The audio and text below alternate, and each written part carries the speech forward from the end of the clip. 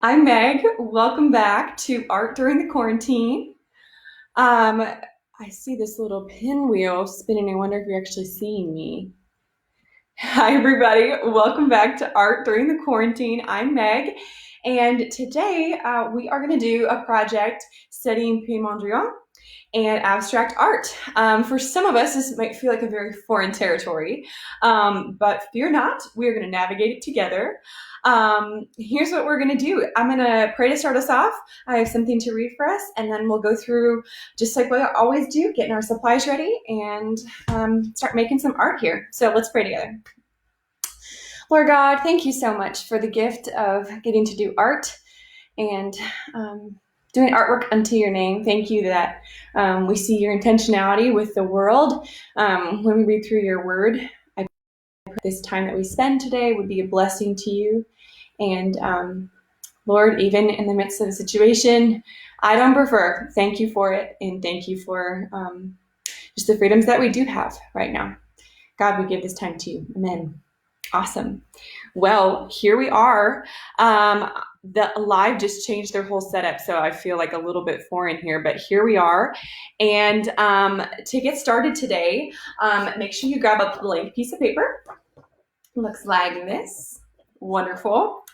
And I'd also like you to grab, let's see here, some tape. Grab either a black pen for the very end, not necessary, but if you wanted to. And then a blank, either business card or a credit card or some sort of, some sort of cardboard piece like this. Lastly, you're gonna need some black paint and some colored pencils or crayons or markers. I saw these crayons today and I thought, oh my gosh, I need to have these. So I picked these up. Here is what we are going to do. I'm going to read you a short passage from Genesis, and we'll do sort of an introduction to abstract art. So I am reading from Genesis 1. So if you were to open the Bible, this is one of the first things that you would read and know about God. Praise the Lord. And here's the Genesis 1:3 talks about how God is separating the light from the dark. So it says, and God said, let there be light, and there was light. And God saw that the light was good. And God separated the light from the darkness. God called the light day, and the darkness he called night. And there was evening and there was morning the first day.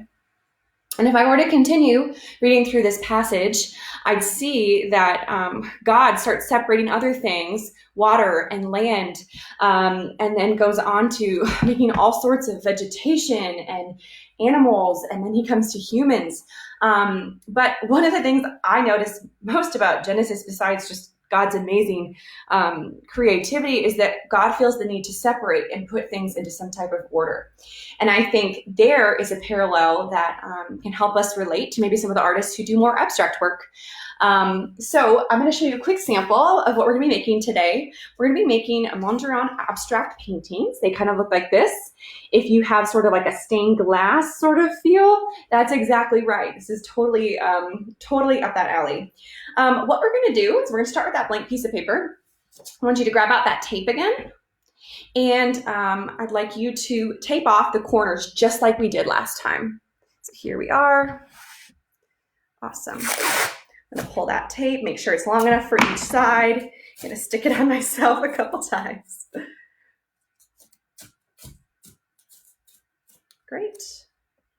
Stick this on our paper. Make sure you're getting all the way to each corner and lining it up with the very edge of the paper. Okay. And again, if I can find the edge here, there we go. Getting the edges of these papers all taken care of.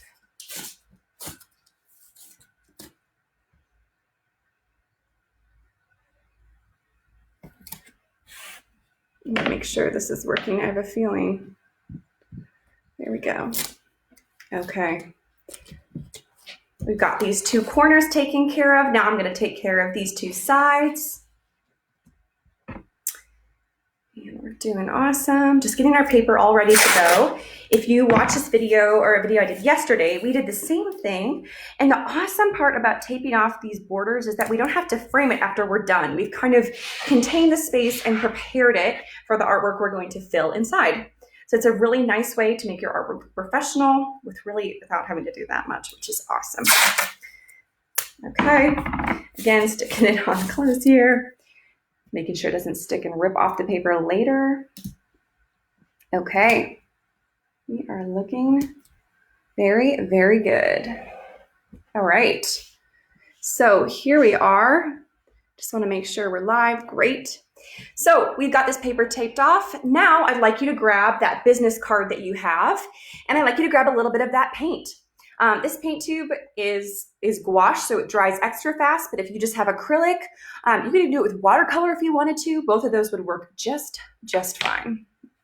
So here we are. I am going to put paint on the very edge of this card, and I'm going to use this sort of as a stamp that I'm going to be working around my page of paper. All right, so we're getting some paint on here. If you can keep it on the edge, you'll be thrilled later, but I'll show you how to save and make the most of all the paint that you have in just a minute. Okay, so I'm gonna take this card and I'm gonna slowly start stamping into shapes that kind of form triangles, pentagons, rectangles, all sorts of different geometric shapes inside the space of paper. But I do want to make sure that these lines go all the way to the border so that it makes it feel like when we take this tape off that the whole idea is contained in this space. So we don't want to shy away from the edges. We actually want to overlap and go on top of them so that our idea fills the whole space. So I'm going to start. You can kind of wiggle if you need to. I'm going to have to put a little bit more paint on here. I have that feeling it's going to happen quite a little bit here. Awesome. We're getting enough paint on there. Great. We're just going to slowly start stamping like this. And if you have lines that have a lot of wiggle, that's great.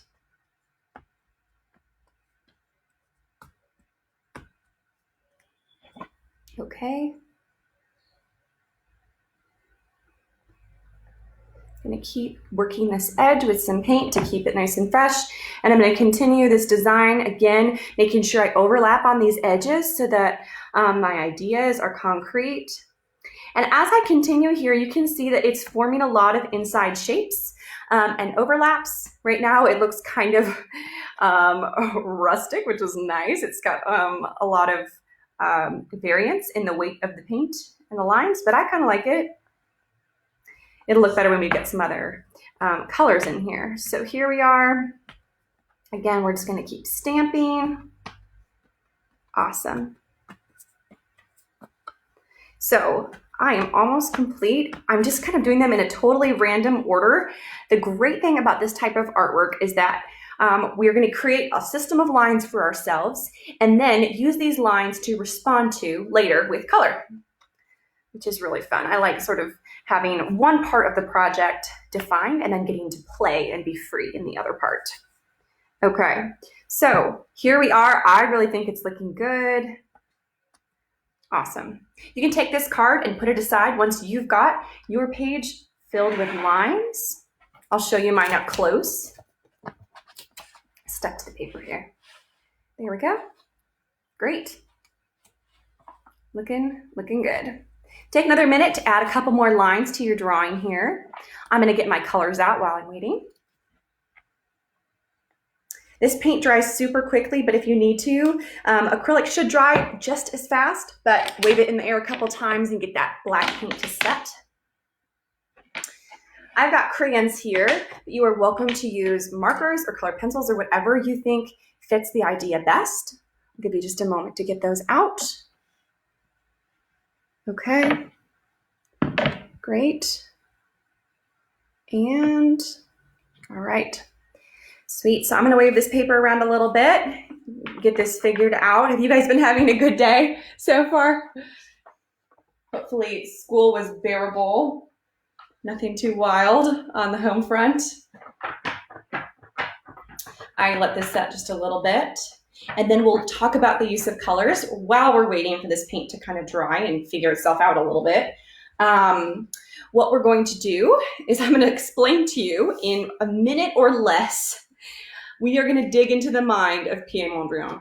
I am blotting some extra paint off here because I went a little bit thorough with some of those lines. But hey, look at how cool some of that artwork looks, even just when we're using our leftover paint. Kind of fun. So Pierre Mondrian, he's a Dutch painter. He traveled a lot during his life. He is modern, so he is not too far away when we think about painters who lived hundreds and hundreds of years ago. He really, his work is still very, very relevant. It's interesting because as I was reading up on him and sort of learning a little bit more about his style, it's fascinating because in some of his the quotes about like what he believes about art, his ideas are pretty controversial.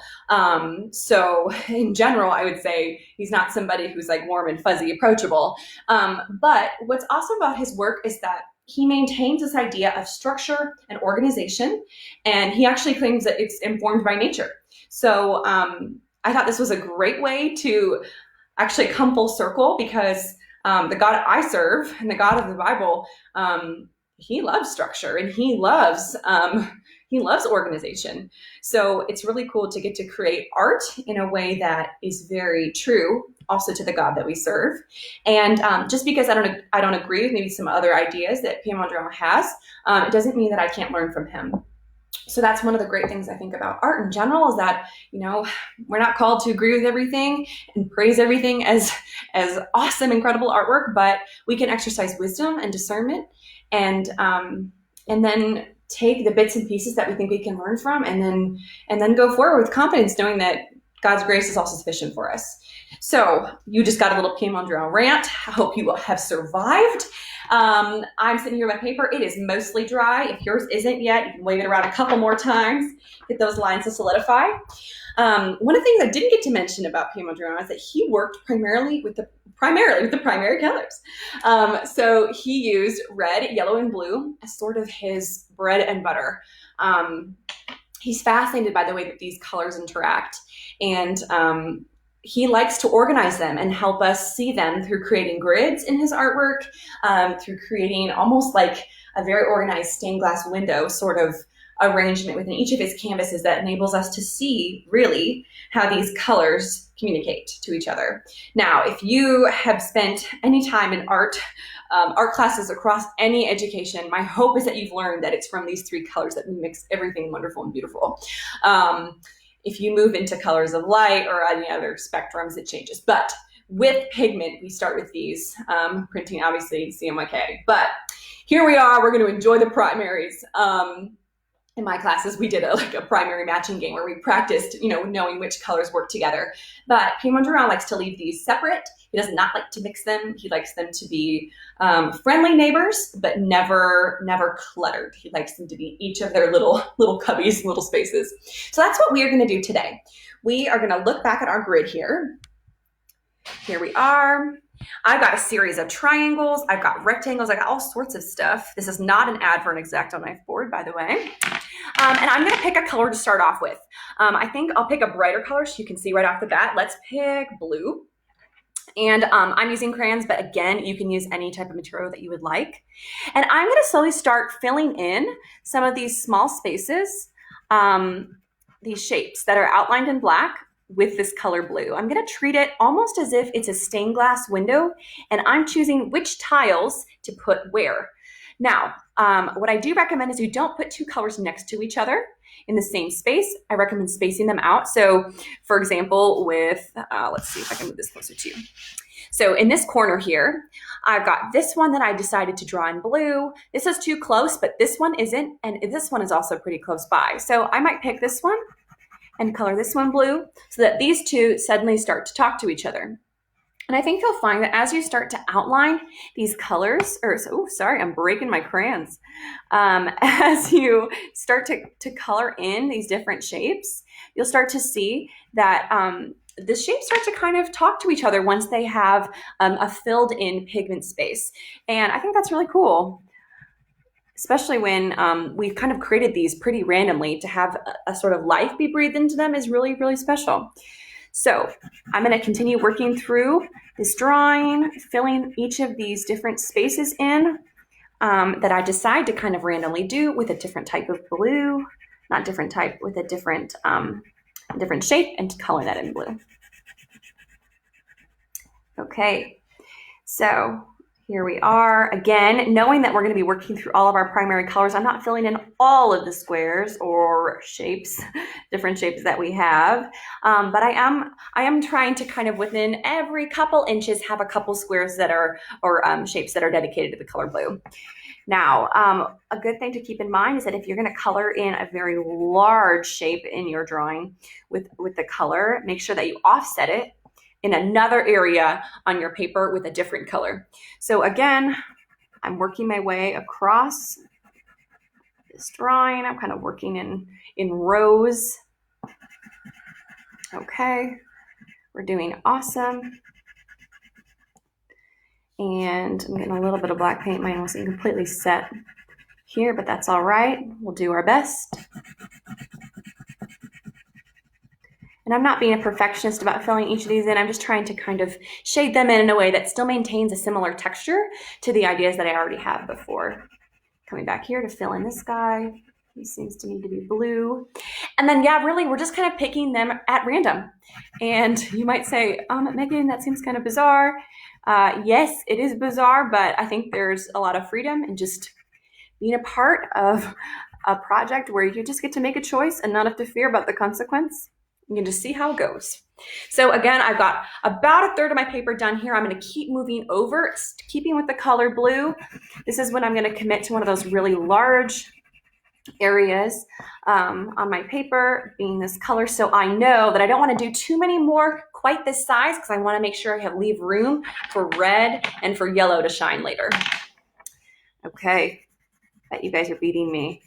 I'm gonna keep working, getting some more of these shapes colored in. Okay, doing great. I just got off FaceTime with my family. They were playing games in the midst of one of their breaks here. And I was joking with them because I'm not a huge gamer, but I was joking with them as I was coloring while they were working that it's as if I was still back in Minneapolis because I would be sitting by them normally and they'd be playing a game and I'd be drawing or something. Hope you are having some extra time in your schedule to connect with your people wherever they are. Okay, we're working this through, getting that blue in there. Awesome. All right, continuing to work our way over. As you can kind of see, it's starting to just really come alive on this side of the paper. And if I continue these ideas, moving towards the other side of the paper, I know we're going to end up with something that we're really happy with.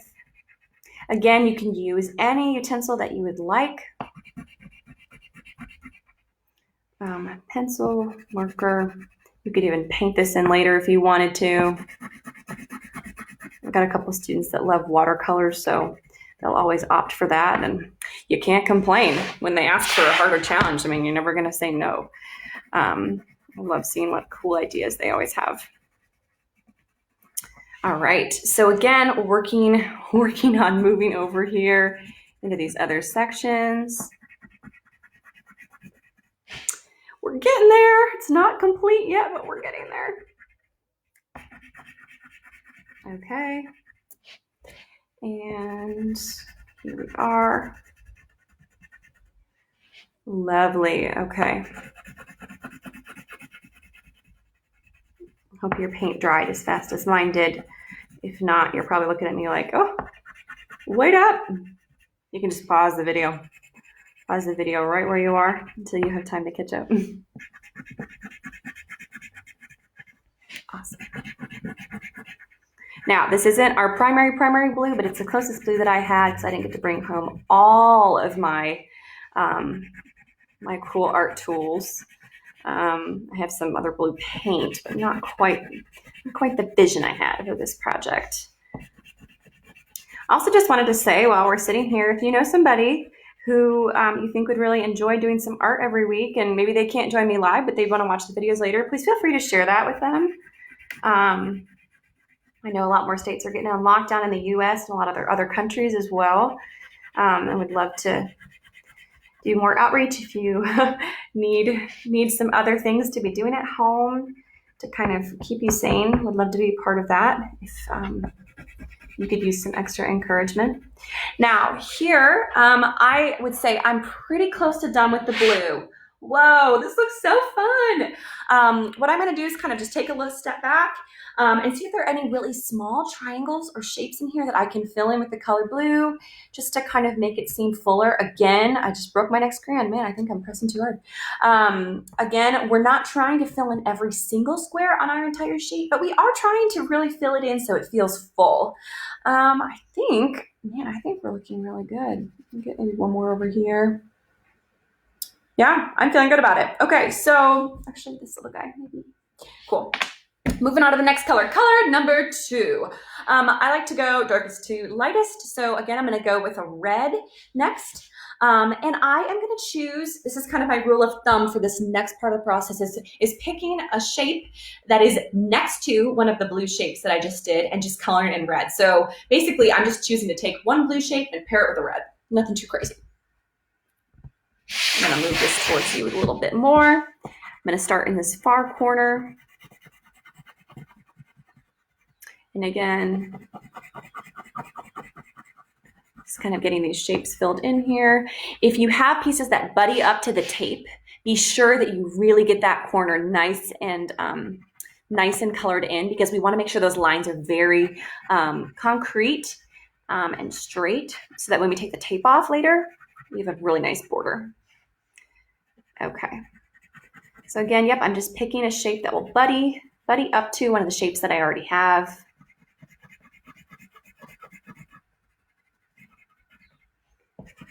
Guys, this is so fun. I love doing abstract art. I think tomorrow I might show you some more abstract art that I do in my free time. A little bit more of a, you draw along with me. Here's what I like to do, but I'm in the middle of a line study right now, studying how lines connect and interact. You're probably like, no duh. All you do is draw lines, which is probably true.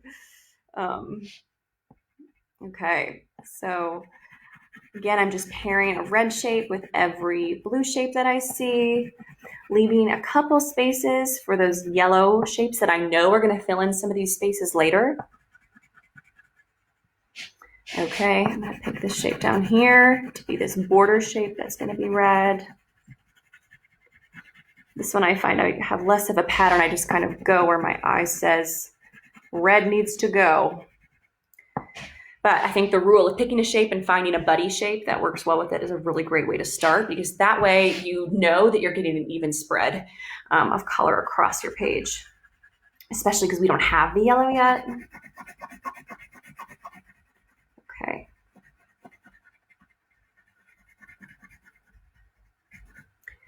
Lovely. Oh, you guys.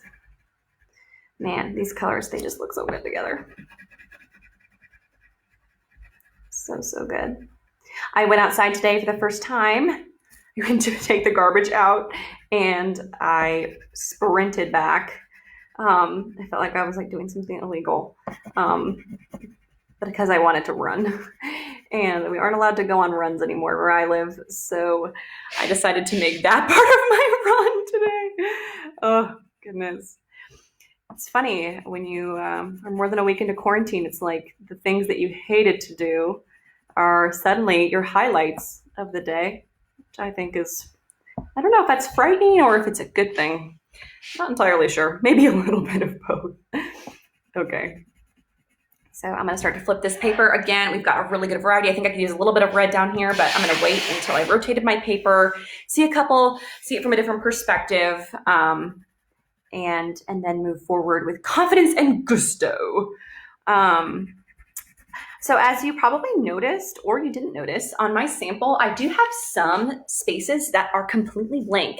And those play a really important role at the very end. So don't sell yourself short if you're like, oh, I have this little space and I can't fit enough of the colors. I'm not sure what to do. Fear not. White spaces are good and healthy. Oh, hello from Chicago. My brother just moved. So Chicago, again, has become one of those places, besides having a bunch of family there, one of those places I'm like eager to get back to. Okay, I think I'm gonna do this giant square red. I think we're going for it. This giant, I don't even know, is this a pentagon technically? It's got 5 sides. Okay. Y'all are making excellent progress. Excellent. Oh my gosh, I'm breaking crayons all over the place. Either that or I'm just stronger than I think I am. I think it's I'm just drawing too hard. Okay. I'm gonna get rid of that edge. We're gonna finish strong here. All you color pencil people are like, see, I told you, lady. Color pencils are the way to go, or markers are the way to go. Cool. All right. I think I'm gonna pause on red for just a moment. I wanna just take a minute to look back.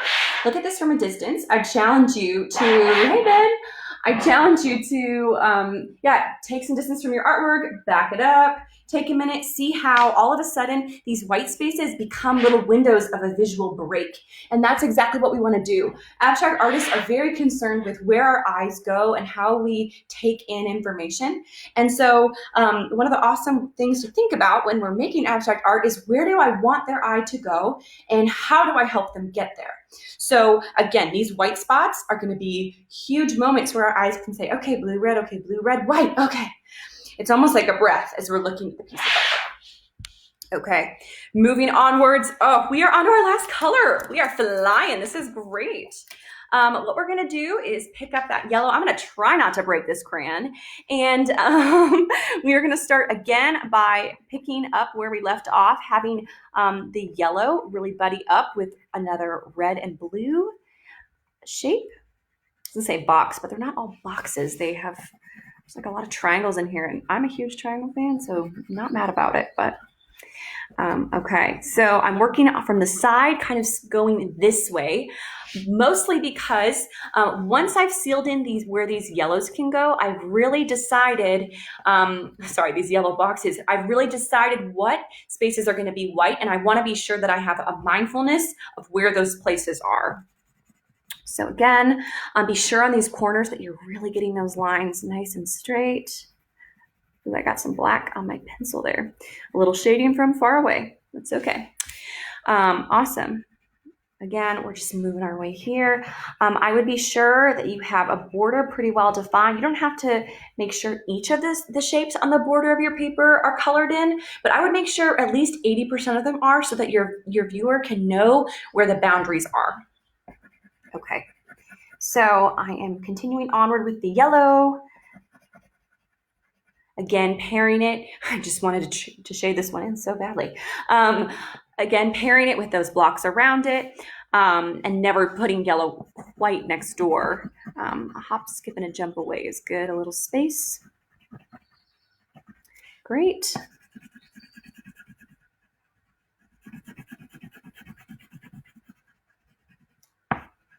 All right. So we're gonna keep going, keep moving through. I think that's a really great thing to grow in as an artist, knowing that the choices that I make right now with this yellow are also another choice in choosing which ones will not be white. And so when we start to understand more of the layers of each part of the process, we can make those decisions better. And then also, I think in a lot of ways, just be mindful of how one choice impacts the next decision that we have. That's something that I'm always working on, is, when you're choosing one thing, you're not choosing something else. And I think especially with visual art, that's a choice I often forget. And I think it's one that if I maybe considered a little bit more often, I think I'd have work that was really pushed to its best. So may that be an encouragement to you today. Awesome.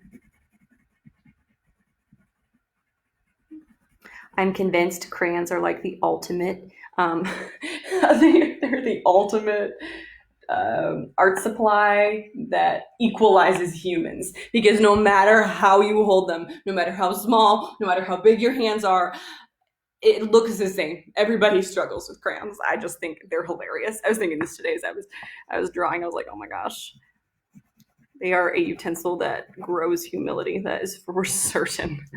Okay, so again, I'm really happy with the balance between yellow and white on this side, and I really want to continue that.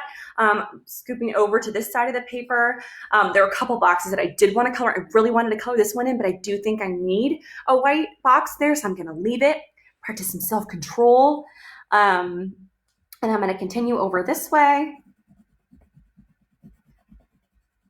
The nice thing about the lines that we've drawn here is that they're messy. So if you go out of the lines, it's not like anyone's really going to see. And it's, oh, I think I almost just broke my crayon. Oh, no, no, no. Don't go. Don't leave me. Yeah. So that's what we've got so far. We are flying through this one. Awesome. I hope yours is looking good. I'm sure it's fabulous. Such a fun project. I love being able to kind of create your own coloring page in a way. Okay. And yet, yeah, we remember that all of these little choices that we get to make really add up to something awesome in the end. So here we are. I'm going to get this larger one colored in yellow, give that a little bit of a spotlight, let it show off a little bit. Oh my gosh, I did just break it. It's always near the end. I think it must be this corner of the page. That's all right. It's going to take more than that to deter me. Okay. Yeah, again, with the humility with the crayons. I'm like speaking and living my own words from just a second ago. Okay. We are dangerously close from the end here. Again, check out your border as we're kind of rounding it out here. Check out the border that you have. Be sure that you've got at least enough shapes to kind of carry through the visual border that you have.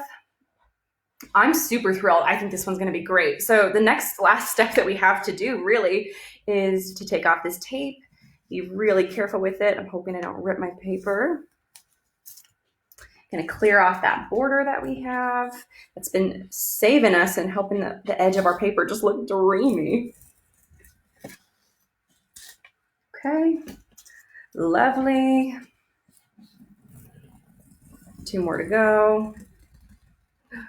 Oh yeah, okay, cool. Oh, you guys, it's so fun. I hope yours looks awesome too. I'm positive it does. Okay, I'm getting tape stuck on my fingers. Has that ever happened to you? Okay. Last one. Maybe I should have been a painter in another life. That is like by far one of my favorite things about doing an art project, taking the tape off at the end. Okay, congrats. So we just finished. This looks great.